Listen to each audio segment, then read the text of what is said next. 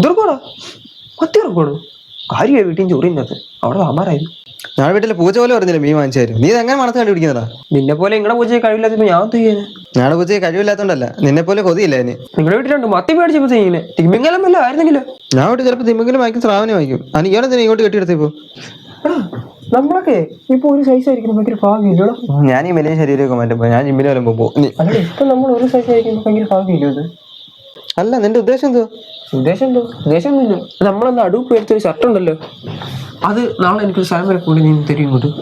തന്നില്ലെങ്കിൽ ഓ ഇയാളല്ലേ പോണിക്കരുത്. നീ അവിടെ ഒളിപ്പിച്ചെങ്കിൽ എനിക്കറിയത്തില്ലേ. അമ്മേ ഒരു മീൻ മരത്തേക്ക് എടുത്ത് വെച്ചേക്കണേ. ഒരു വർഷത്തേക്ക് നീ തുണി മേടിക്കും. എന്തുകൂടെ ഇത്? നിന്റെ ആരോട് വാങ്ങിച്ചു വെച്ചേക്കുന്നു ഇവിടെ നിനക്ക് വാരിക്കൊണ്ട് പോയിങ്ങനെ? എടാ എൻ്റെ മനസ്സിൽ ഒരു ഷർട്ട് എടുക്കണമെന്നുള്ളത്. പിന്നെ നീ ഇനി ജിമ്മിലൊക്കെ പോയി സൈസ് ആയി കഴിഞ്ഞ് ഇതൊക്കെ ആയിരുന്നു, അതുകൊണ്ടാണ് ഞാൻ എത്ര എടുത്ത്.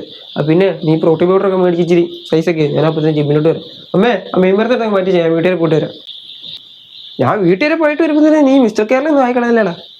ഓ തെണ്ടി, ഞാൻ ജിമ്മിന് പോകുന്നില്ല. ഞാൻ ജിമ്മിന് പോയിട്ടാണ് എൻ്റെ പ്രോട്ടീനോട് അവൻ കൈയിട്ട് വരും.